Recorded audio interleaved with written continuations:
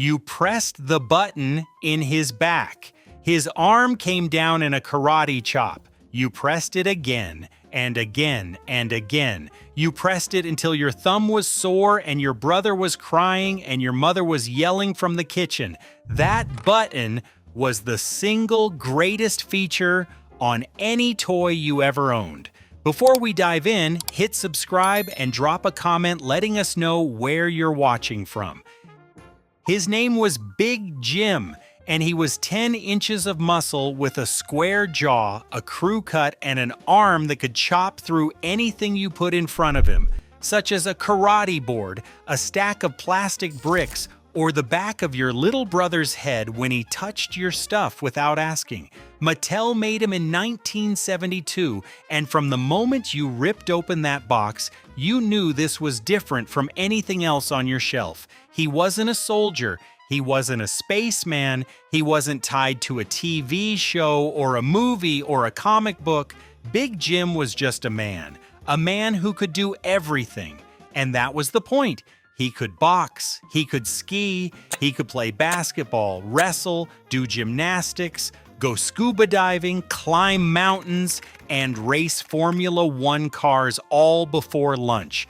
No backstory needed, no cartoon to explain who he was. Big Jim was the version of yourself you wanted to be when you grew up. Strong enough to handle anything, ready for any adventure, and cool enough to do it all in orange shorts. Because that's how he came out of the box. Orange shorts with white stripes, a karate board, a dumbbell, and a test of strength belt. Just a man and his muscles ready for whatever you could dream up. You saw him in the Sears catalog first. Or maybe it was the commercial. Big Jim on a mountain, Big Jim in a ring, Big Jim diving off a cliff into blue water. You pointed at the screen and told your mother you needed that. Not wanted, needed. And she thought about G.I. Joe, which she was not sure about because of the war.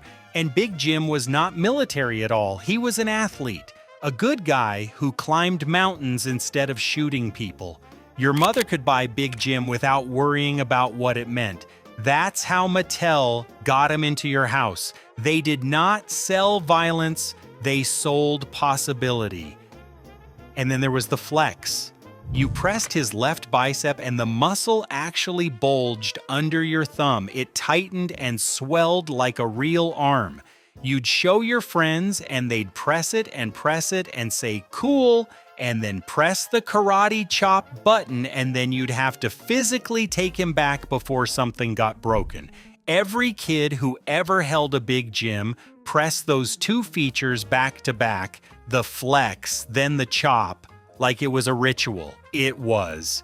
He didn't come with a world, you built one for him. That was the genius Mattel understood better than anyone. Big Jim arrived practically naked, and every outfit, every vehicle, every piece of gear was sold separately. The Olympic boxing set, the ski patrol, the deep sea diving suit, the jungle set with the machete and the snake, each one came in its own box, and each one you unwrapped made his world bigger.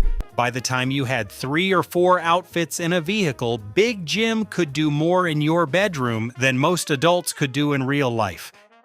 You remember Christmas. You remember the year you got Big Jim and 2 outfit sets, and your brother got Big Jack with the boxing gear, and by noon, the 2 of you were on the living room floor staging a 12-round heavyweight championship between the coffee table and the couch. Your grandmother thought you were fighting over the toys. You weren't fighting, you were promoting. Big Jim versus Big Jack title bout, Christmas Day 1973 living room arena. Winner gets the last piece of pie. The kids on your street knew what you had. They came over not because your mom made the best Kool-Aid, although she did, but because you had the rescue rig and the camper and enough outfits to stage an entire operation across your bedroom floor. Your room was the headquarters. Shoes off, door closed, nobody touches the setup until we're done. The bed was the mountain.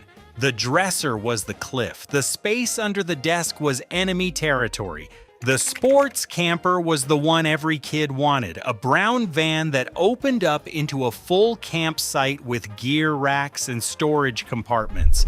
You loaded Big Jim into that camper and drove him across the carpet to the foot of the bed, and the space under the desk was the jungle, and the closet was the cave where the enemy was hiding. You got lost in that. Hours. Your mother called you for dinner and you didn't hear her because you were somewhere in the Amazon with Big Jim and a snake that needed catching. The van was freedom. It meant Big Jim could go anywhere, and since you were Big Jim, that meant you could go anywhere too. The rescue rig was even better. A truck with a working cherry picker, a crane, and a radio that actually made sounds. The Sky Commander helicopter had rotors that spun. If you had the rescue rig, you were the kid other kids wanted to come play with. Not because you were popular, because your truck had a crane. And then came the crew.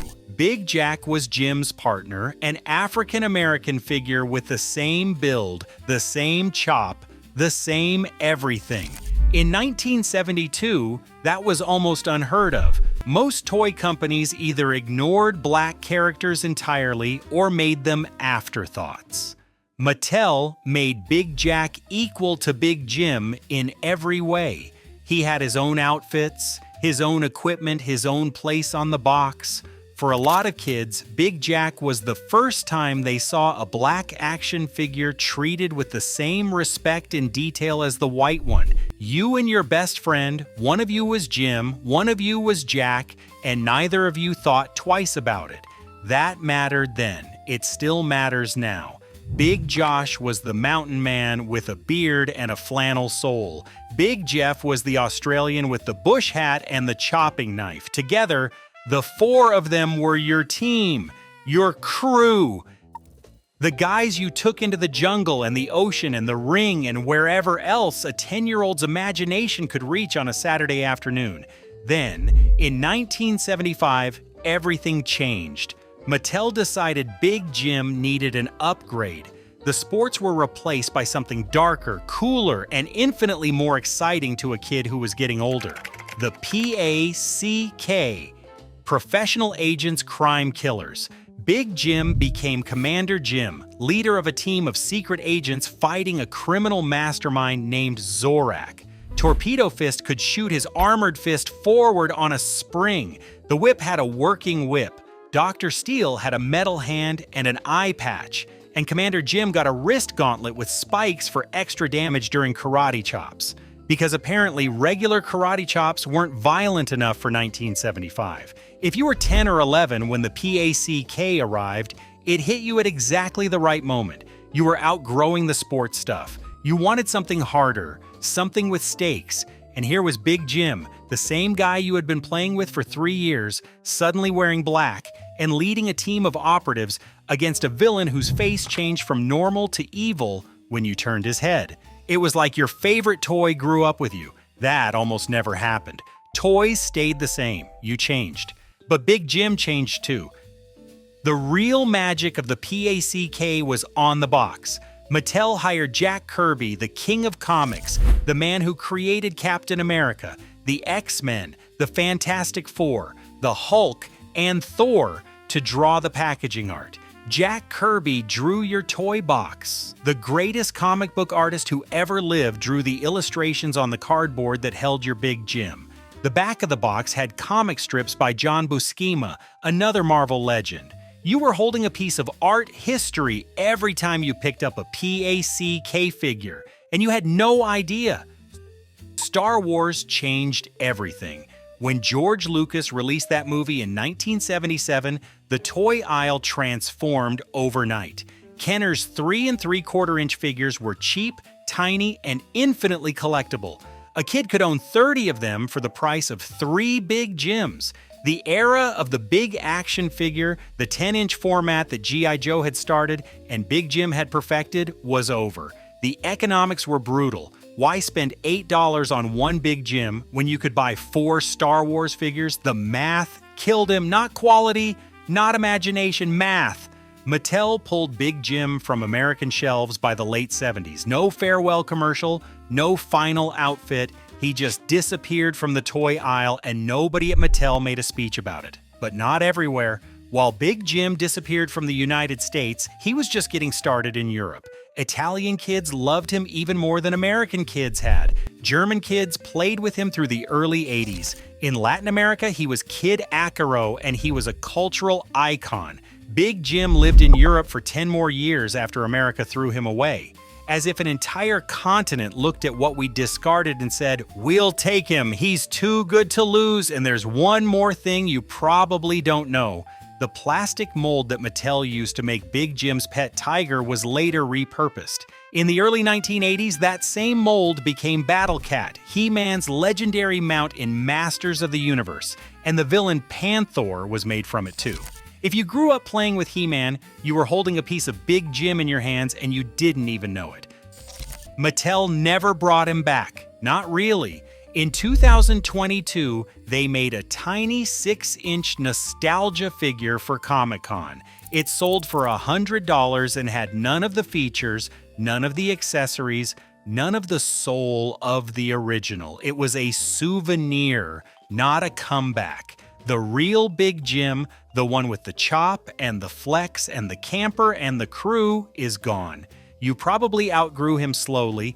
First, the outfits went back in the box, then the box went on the shelf. Then the shelf got cleared for something else.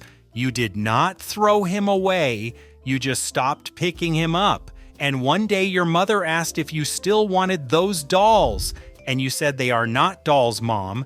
They are action figures." And she said, "Well, do you want them?" And you said, "I do not care." And that was the last time you thought about Big Jim for 30 years, until someone mentioned him at a barbecue, or you saw one in an antique mall, or your grandson asked what you played with as a kid, and you started describing a 10-inch man with a karate chop arm and a brown camper van.